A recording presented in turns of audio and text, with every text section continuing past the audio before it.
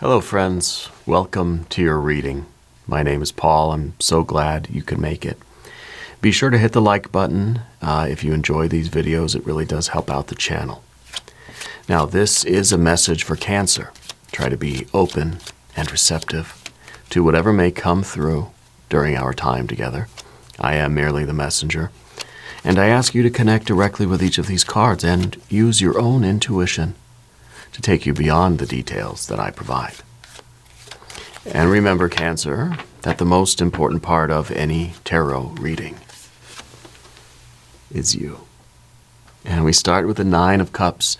This is happiness on the mental, emotional, physical, financial, and the creative and spiritual planes.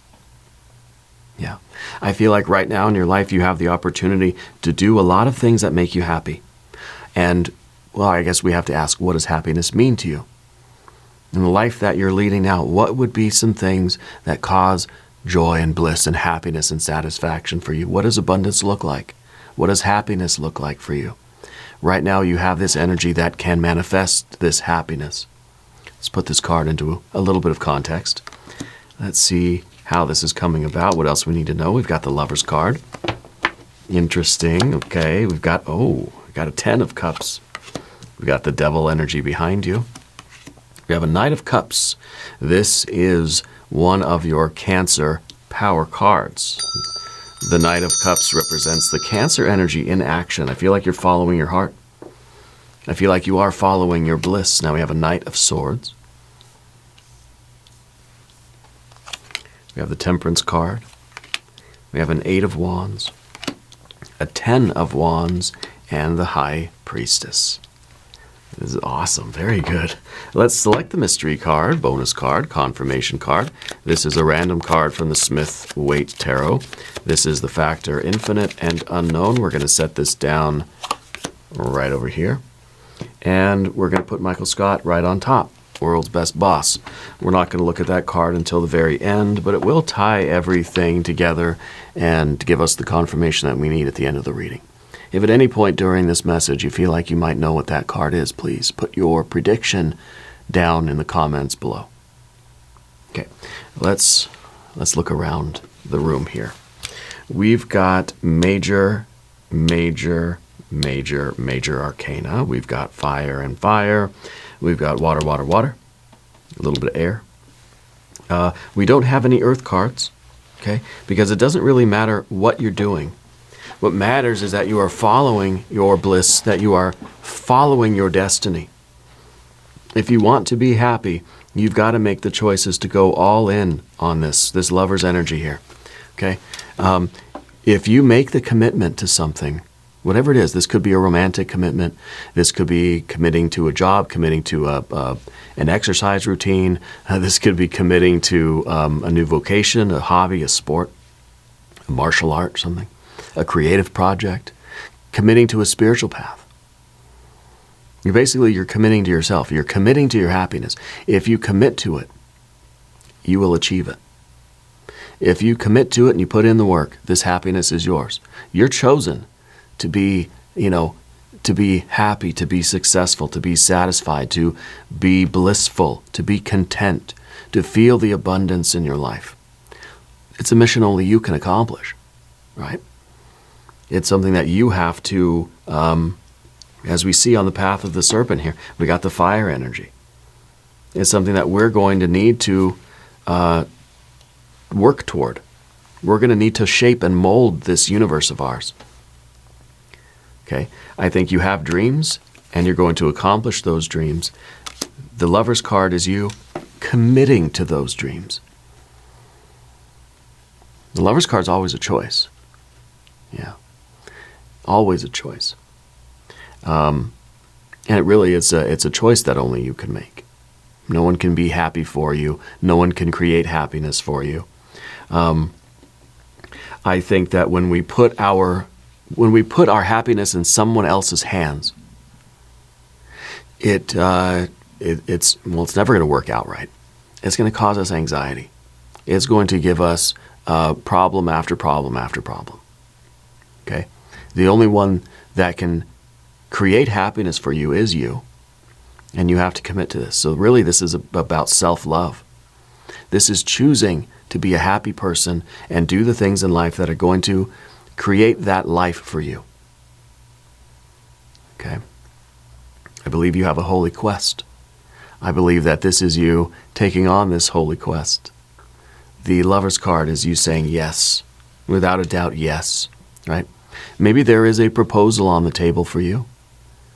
I think that there's an option that you can say yes to, and you can commit yourself to. I think you know it's going to be, it's going to be happy. You know it's going to be bliss. You know that it's going to be the best life ever, the dream come true.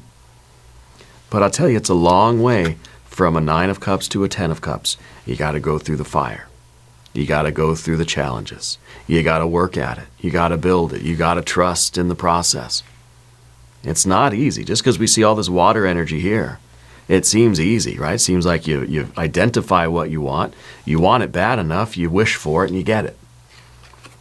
And you make the choice, you make the commitment to it. And the Lover's card, we have to remember, this is sickness and in health. This is for richer and for poorer. This is for better or for worse, good days, bad days. This is saying I'm committed to something even when, maybe in the moments, in some situations, in some instances, it doesn't feel that good. And it's not pleasing me. Some days are not going to feel all that pleasant. Some days are going to be, you're just burnt out. But we've committed to this because we recognize that it is our mission in life to do this, that this is what we have determined is our wish, our dream. The 10 of Cups underneath the surface here, what is your dream? What does happiness mean to you? Well, maybe happiness is having a dream, whatever it might be. Maybe you want to be an actor. Maybe you want to be a musician, a painter. Maybe you want to raise a family. Maybe you want to start a business. Maybe you want to be, a jiu-jitsu person.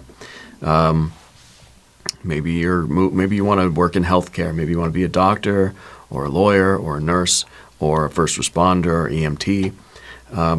I can see all those things for you. I can see some sort of a healing energy that comes natural to you. Okay. I think identifying what our quest in life really is. What is it that you want more than anything else in the world? Well, to be happy. Okay, be more specific. You have to have a dream. You have to be able to see what that happiness looks like.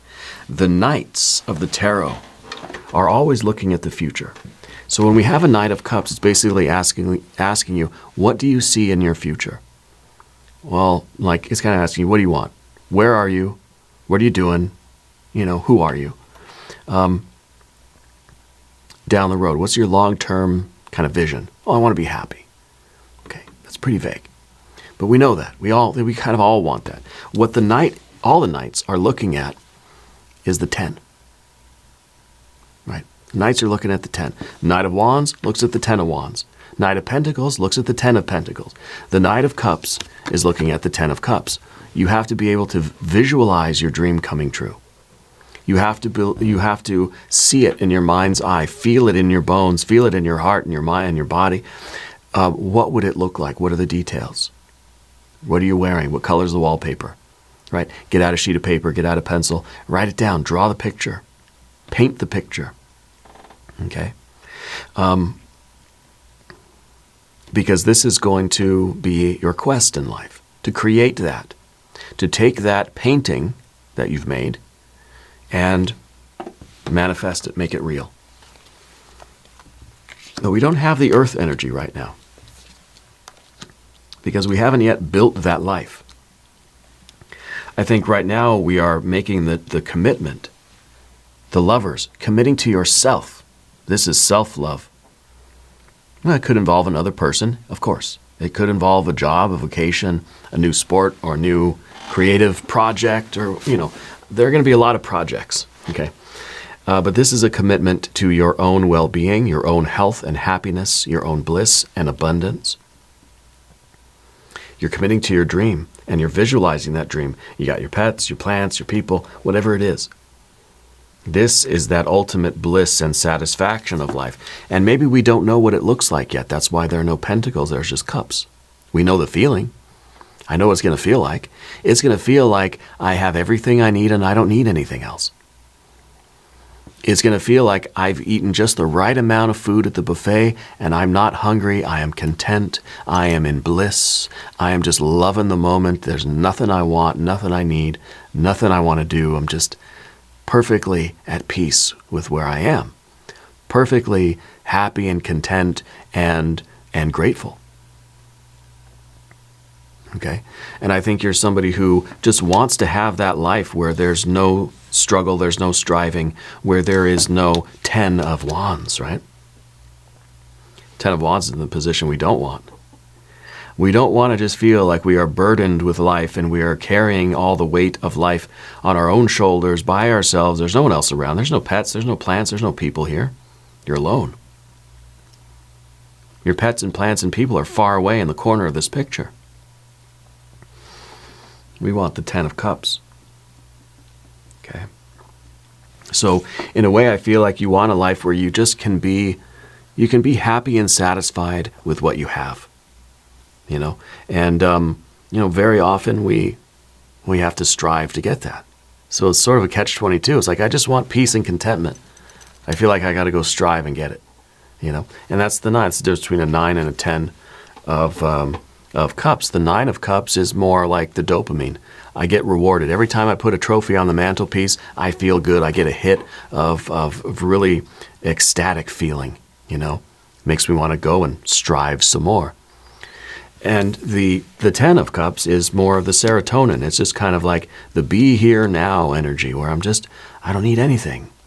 I don't need to strive for anything more. I don't want to go out and do anything. I just want to be here in this blissful moment of peace and contentment. I have everything I need. I'm not striving for anything. I just want to enjoy this moment. I'm not worried about the past, not thinking of the future, nothing. It's just here. Okay? But what we see horizontally is that devil energy, that motivation, that driving force. This is your ambition. This is your creative drive, right? And it's basically saying that whatever you commit to, you've got the engine inside of you. You've got the push to accomplish it and get happy, right? And get the trophy on the wall and get that hit of dopamine. But then the Knight of Swords is kind of like already looking at the next one. The Knight of Swords is looking at the 10 of Swords, looking at this path and thinking, I can't keep doing this forever. I can't wake up every day striving for happiness and then achieving a goal, feeling the happiness, and knowing that tomorrow I'm going to wake up and I'm going to have to plan this next day of going and striving for something and accomplishing it just so I can get that surge of joy, right? That diminishes quickly. But the dopamine converts, breaks down or whatever into adrenaline.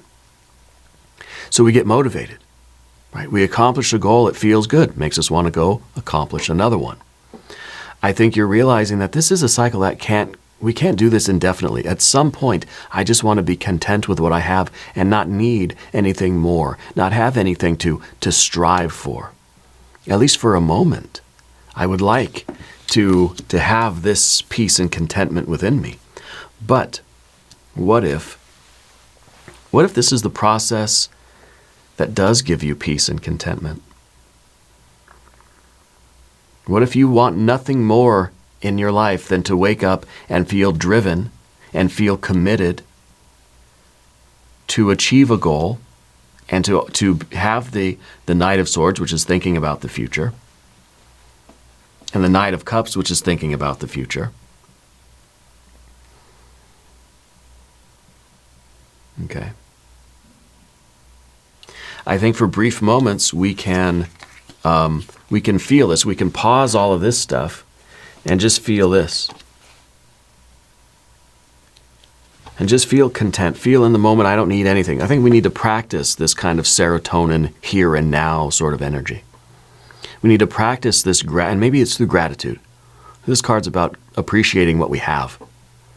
Not feeling like, I need something more, right? That's the anxiety of the 8 of Wands in the environment here. This is the card that says sometimes we need to just forget about the past, forget about the future, forget about what I'm trying to do or what I want to do. Forget about this idea of having goals, you know?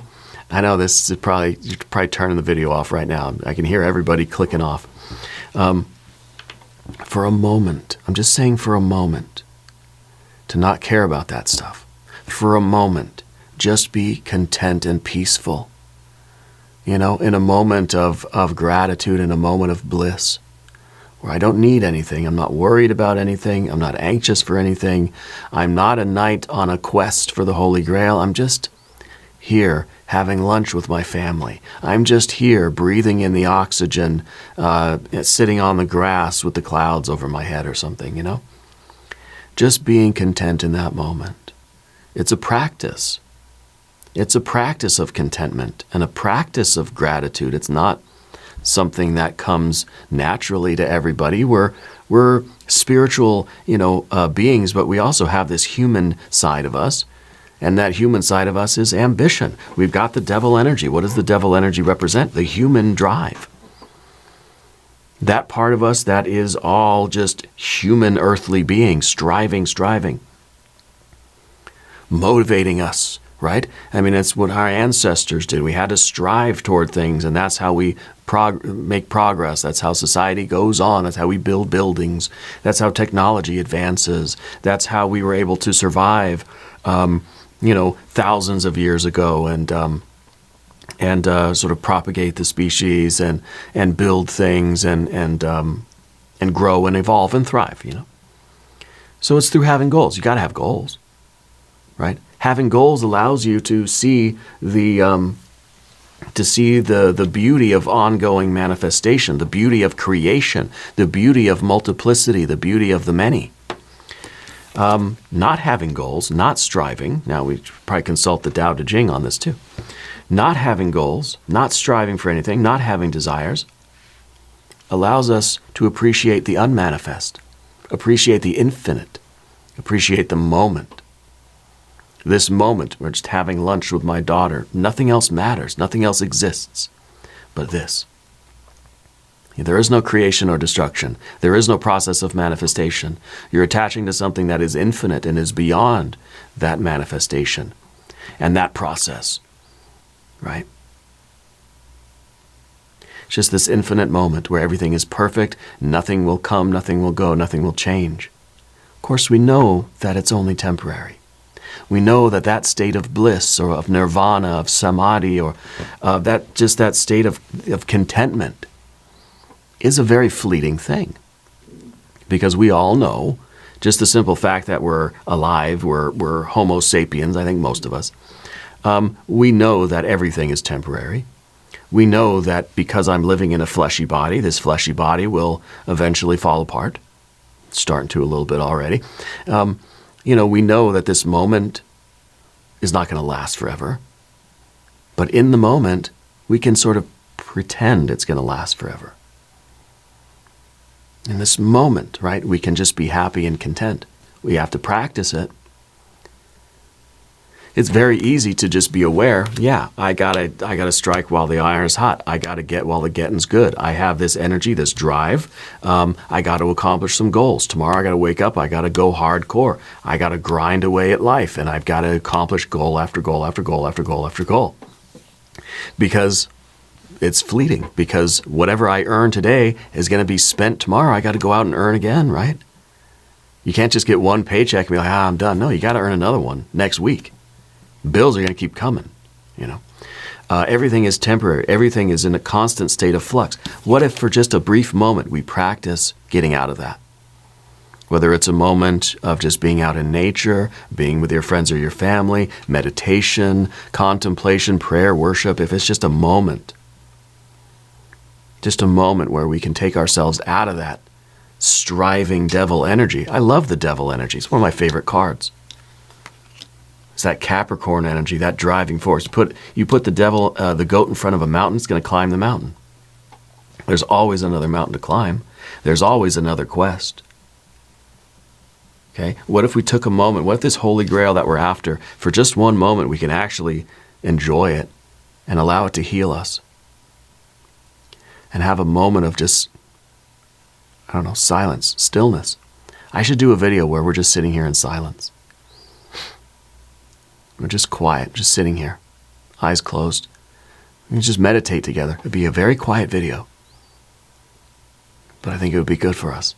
Maybe we'll try that. We'll ring the bell. We'll just sit here quietly. You probably have to listen to me breathe, but anyway. Because that's what the Grail does. You bring the Grail to the Grail Castle, heals the land. And there's bounty, there's plenty, it's an infinite moment. The thing is, the cycle repeats. That's why they call it the Grail cycle. You bring the Grail home, it heals the world, but then guess what? Somehow it's lost again. We got to go find it. Let's go, everybody, back on the quest. It's like, oh, man. But that's life. The days, cycles, it happens. Everything is always moving, always in flux. For a brief moment, let's find a practice that can just bring us out of that and bring us that contentment, that peace, that happiness. Okay? Anyway, I'm kind of going off on a tangent here. The Knight of Swords is the realization that everything eventually will come to an end. The Knight of Swords is looking at the Ten of Swords. Ten of Swords is saying, okay, I've spent all my money, I've got to go get more. Okay, I've eaten all the fish off of this thing, now I just have the fish bones, like in the cartoon. There's nothing here, I have to go get more. I've depleted the resource, right? So we're always sort of planning ahead. It's a human skill. It's a wonderful skill we've developed, our ability to think ahead and plan. We see squirrels doing that, burying their food for the winter or whatever. So, the ability to plan and think ahead is good. Now, we're thinking ahead so far, we realize that one day I'm going to die. I thought so far ahead, now I realize that there's a day's going to come where I'm not going to be here anymore. And that's a shocking reality, right? And it's something that I don't think we ever really truly grasp. I don't think the human mind is capable of really believing or cogitating on that idea that one day I will not exist. We understand that things decay, that the body will break down and I will die, but non-existence is something that we just can't compute. I used to try when I was a kid. I used to wonder, what would happen when we die? And I always came to the conclusion, it's got to just be like a dream. It's got to be like you die, it goes black, and then you wake up again and you're somewhere else, something else. Your consciousness is somewhere else. I always had the certainty when I was a kid that I may not be Paul anymore, but I would have the experience of looking out of a pair of eyes again. Okay, in other words, there is a continuity of existence. There's a continuity of consciousness, but not of form. Okay, but I think it's difficult for the human mind to accept this idea of non-existence. But anyway, the Knight of Swords, it's realizing that, we kind of extrapolate out further and further into our life, and we realize the need for having this kind of practice. It's a gratitude practice. It's a loving kindness practice. It's a meditative practice, prayer, worship, being in the moment, being here and now, being present, mindful, that sort of thing. We need that sort of practice, okay? Now, Path of the Serpent, let's talk about this. If you haven't subscribed to the channel yet, please do. It really helps out the channel. These readings are free, and I appreciate you. Your general energy is the Temperance card, fluctuating between extremes. You have extreme ambition. You're somebody that wants to accomplish things. You're somebody that goes to this extreme of fire. This extreme of, got to challenge myself, got to be in the pressure cooker, I got to be on the blacksmith's anvil, being shaped and molded. I've always got to be working on something. I can't spare a second, can't waste a second. I got to be striving and working, And then the other extreme is, time is short. Any moment could be my last. I've got to try to enjoy this moment as long as I can. So I feel like we're sort of looking for that balance between the serotonin and the dopamine, between the striving and the yielding, between the ambition and the contentment. And I think we need those moments of contentment, and maybe we can draw them out longer and longer. When we practice this, maybe it's a moment that we can really stretch out. We can make this moment last before we got to get back to striving. For just a moment, it's like let's just have dinner, let's put our phones away. You can leave my YouTube channel on in the background if you want.